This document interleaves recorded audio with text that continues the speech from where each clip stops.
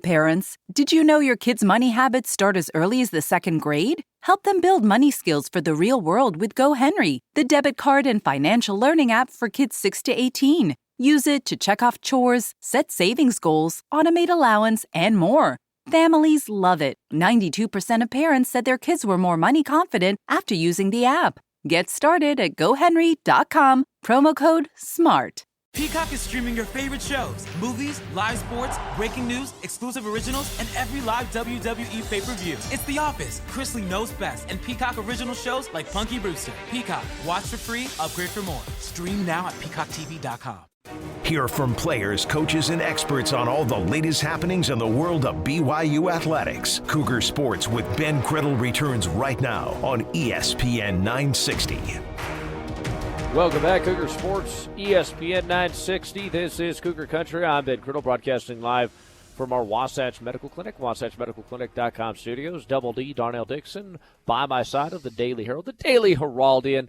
He's almost fallen asleep now twice during the show, and we were disrupted. Not fallen asleep. I just yawn occasionally. We were disrupted by a Twitter message as well. We heard like birds chirping. I was like, is there a bird in our studio? What's going on? It's hard to – we talk about millennials. It's difficult to keep their attention. I think it's just human nature. It's hard to keep attention. Seniors, it's hard to keep our attention. Oh, that too. That too. I gotta be more interesting. Senior. I gotta be more interesting. We're gonna get very interesting here in this segment. It's always brought to you by Ruby's Inn, ruby'sinn.com. Go to ruby'sinn.com/960. Get 30% off your stay at Bryce Canyon National Park, the wonder of the West. Let's welcome in Drew J. Drew, the Deseret News, to talk all things in Cougar Country. Drew J on Twitter. How the heck are you, man? Thanks for hopping on. No problem. Doing great. It's a beautiful day. Spring break is here for some people, so it's awesome. Jay, what do you think about some of these rumblings I've been hearing about? Well, let me start off with this. Let me go back to our poll of the day. What's the most exciting kind of upgrade, renovation type of news? Is it the video board upgrade at the stadium this offseason? Is it the football locker room renovation and upgrade? New helmets, jersey combos, etc., or the BYU wide receiver room? What say you? Wow, I would say for fans, it's either the wide receiver room or the video board. For players who don't have the last name Nakua, it's probably the locker room, I would guess. And the other one was the helmets. Yeah, the helmets is probably up there too for them. I don't know. Go ahead. Yeah, I don't really get into the whole uniform look, helmet thing. I know a lot of other reporters in this market do, but I don't know. I just have a hard time enough following the numbers of the players on the team and all that. But I know a lot of people are really interested in that. So yeah, there's probably a good portion of fans that care about that as well. Yeah, they all, just like the little mini upgrades, right? These are all great things that are happening in Cougar Country. I guess after an 11-1 season and another NCAA tournament berth, I mean, the athletic department, as healthy as it's ever been, it's nice to see these upgrades, and especially in the football department, which brings in most of the revenue. Yeah, for sure. I mean, reward them, I know a lot of schools are facing a budget crunch. I know University of Utah's, $35 million, they said. Of course, they're going to get a lot of money from this the Pac-12 doing so well in the NCAA basketball tournament. But yeah, if you can reward the guys for a great season, and not just a great season, but doing all the COVID precautions. And I mean, they after that one initial hiccup with where it caused the Army game to be canceled, other than that, you didn't hear about any real problems. So kudos to them, and they deserve anything they can get. Jay Drew, Deseret News here on ESPN 960. Chris Wilcox wasn't a superb high school football player, decent. College football, he was all right, statistically speaking. 8 pass breakups, not an INT, no forced fumbles in 4 years, right? About 80 or so tackles. But his pro day was elite. Do you think Chris Wilcox gets drafted, and if so, where does he go? I think he's got a really good chance because, I mean, you look at him, I was just looking over all those numbers pro day. He measured in at 6'2", and I remember the height or the weight right now. I think it was 198 or something like that. Or wow, I mean that is a really big corner, and would be run sub 4.0 4.31. Yeah. So all those things add up to I think he's got a shot. He doesn't have a lot of great film, like you mentioned, but all the other the measurables are just there. Especially for a corner to be that big to be that tall. And he had a pretty good vertical. I think his vertical was 34, wasn't it? So you won't be able to pick on him in the corner of the end zone with those fade passes that Brandon Gurney loves. But yeah, I think he's got a shot. Maybe later rounds, rounds 5 through 7. I wouldn't be surprised. Yeah, buddy. Jay Drew on the line, Cougar Sports ESPN 960, discussing all things in Cougar Country. Discussing also the Pro Day performances. Let's say, give me your standouts from Pro Day. Who you're most impressed by? Well, besides the two that everyone's talked about, Brady and Zach Wilson, I thought Micah Simon. I mean, that's an awesome story. Yep. Running a 4.34 and getting signing the deal with the Panthers. So I would have to put him there. I thought Kavika Fanua was really good. It kind of went under the radar a little bit, but in a way he kind of went under the radar his whole career at BYU, if you think about it. Crossing back and forth between running back and linebacker, and then playing some in the secondary a little bit as well. I thought his numbers were really good off the top of my head, and trying to think of any others. Kyrus says he got robbed on the bench press. They credit him for 35. I think he thinks he had closer to 40. But so those are just a couple that kind of stand out to me. Yeah, there were some tremendous performances. I loved it. I love Pro Day. Some people don't get as hyped as I do for Pro Day, but it's I think it's a great event, a superb event, and BYU does it better than just about anybody in the country. Jay, what's your take on all this transfer portal news coming out of Brigham Young University's basketball program? Is this a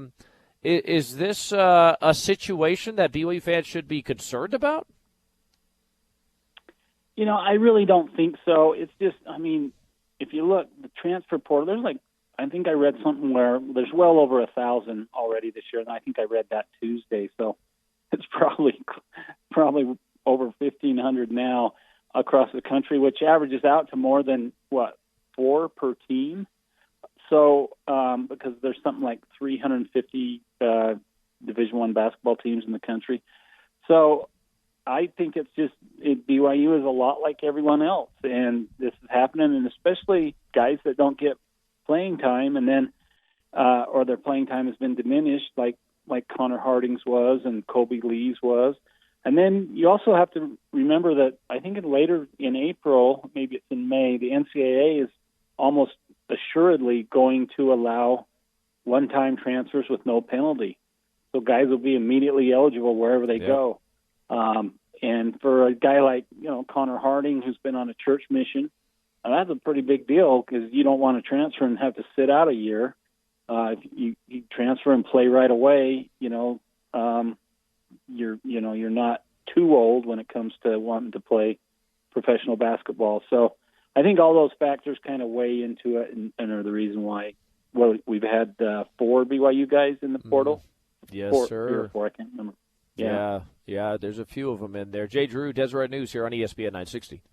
This is a BYU show, Jay, but you do cover the University of Utah basketball program. A lot going on in the program. Craig Smith, the new coach, what are your thoughts as he takes over? And he is also going to be active in the transfer portal. I think they just picked up a guy from Cincinnati today. Yeah, and obviously they've had a whole bunch of guys jump in the portal. Even before Larry was fired, they had 3 guys, I think, 1 mid-season and then 2 right after their final game. And then since then, a couple more, and then just another one today. Actually, a guy who's never stepped foot on campus, who's from Serbia or something like that. the Netherlands. So, it's affecting everyone. Kind of a weird deal, Darnell. I don't advise picking up a beat in the middle of a pandemic. Or I never met Larry Krystowiak face to face, and now I've obviously never met Craig Smith face to face. So, kind of an interesting thing. But I think Utah needed something. They needed a spark. I don't think Larry was a bad coach. In fact, I like the guy, and I think he was pretty good with X's and O's, but there was just something that had gone stagnant with the program. And so I endorse the change. I think Craig Smith's a great hire, and I think you'll see some better results from the U in the coming years. Yeah, I think this is a really dangerous hire, and by dangerous I mean for BYU fans. Like I'm not happy about it. If you're a BYU fan, I don't think you should be happy about it because Craig Smith is a great coach. Craig Smith is a great recruiter as well. So watch out. Things could get real heated up real quick in this rivalry. Hopefully, I mean, that's been the thing, right? BYU football has lost too much to Utah football. But on the flip side, BYU basketball has dominated University of Utah basketball over the last 15 years. Compare and contrast the win-loss record, and I'll be honest, I'm like, I don't necessarily want to see change in the coaching world up there for the basketball program. Craig Smith is a good get for the Utes. Yeah, he certainly is. He's very loquacious, effervescent, guy, just bubbling with enthusiasm, and I don't think that's a show. And you talk to some people that know him, and he's just like that Energizer Bunny, just nonstop, go, go, go. And I think that's what the program needs, and I think in today's day and age of recruiting, I think you need a guy like that, and especially at the top, especially your head guy, and that's Larry Krystowiak wasn't that. I mean, he could sell a lot of things, his NBA experience, his ability to work with big men, but as far as selling the program itself, I don't know that he was that great at it. But I think Craig Smith will be. I really think he'll do a great job, and I think that'll attract a lot of recruits. Jay Drew here on ESPN 960, broadcasting live from our Wasatch Medical Clinic, WasatchMedicalClinic.com studios, talking some Cougar sports and Utah sports as well. Jay, as far as the off season is concerned, what are you looking for? What were, I guess, some of the conversations you had around the program post-spring ball, some of the storylines post-spring ball that we learned about this Cougar football team? Yeah, it's interesting you should ask that, since we didn't see any practices, we didn't see any scrimmages, spring game, and I just had to turn in my kind of season preview that I do for Athlon. They need it by the end of March. And I kept trying to tell them, hey, I have no clue on some of this stuff. Like, they want a full 2-deep chart and all that. So, and one of the things they wanted was newcomer of the year or biggest surprise or something like that. So 2 years ago, I picked Darius McFarland, and and I took a lot of heat from that. Hey, man, he had a great spring game. He balled out. He had a great spring game. I get it, man.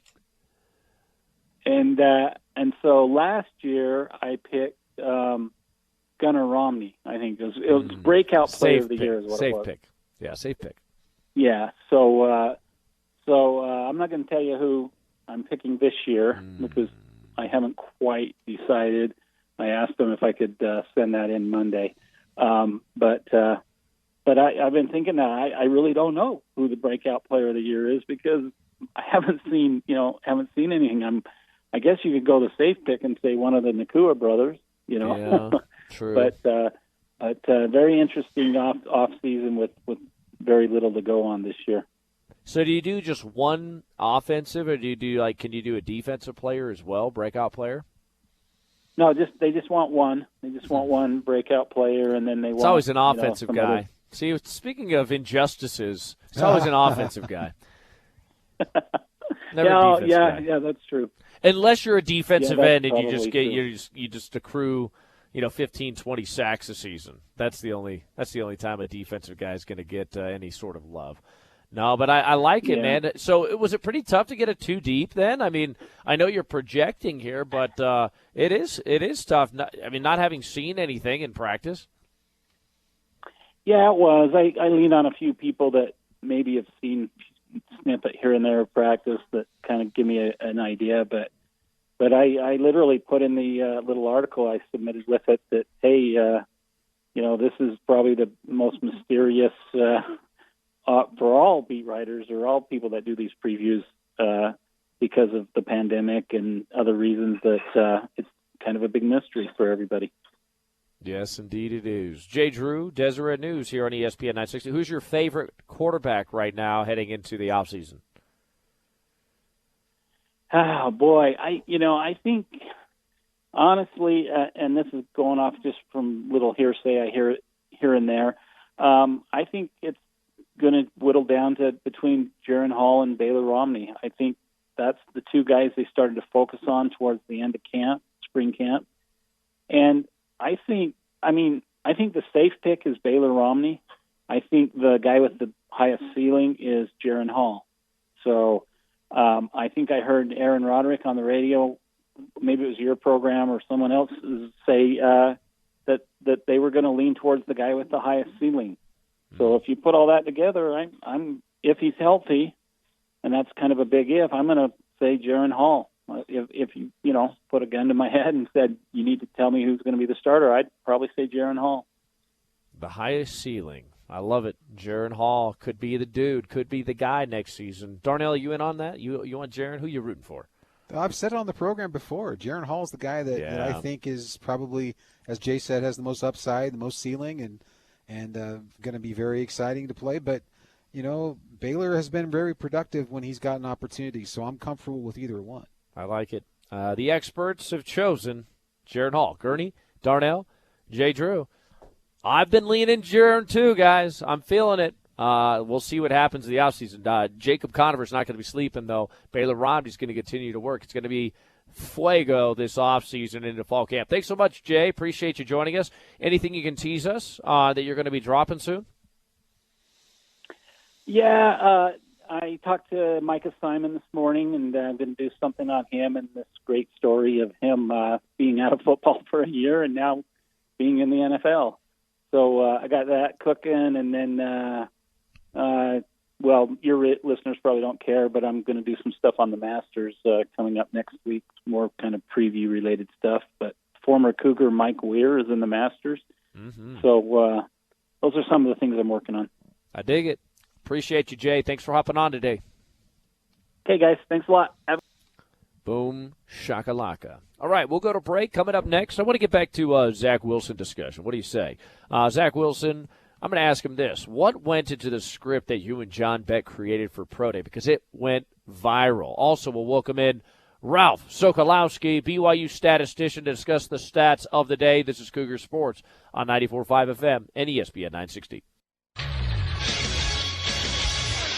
Hello, I'm Danny Wallace, and this is Phil Hilton. And we'd like to introduce you to Monatomy. Monatomy is the show where each week a well-known man talks you through his body. I'm pretty sure I've never said this to anyone. The bits he hates, the bits he loves, the struggles and the tiny triumphs. I said, mine doesn't do that. It's funny, it's frank, and it can be very honest. My foreskin is somewhere in Guildford.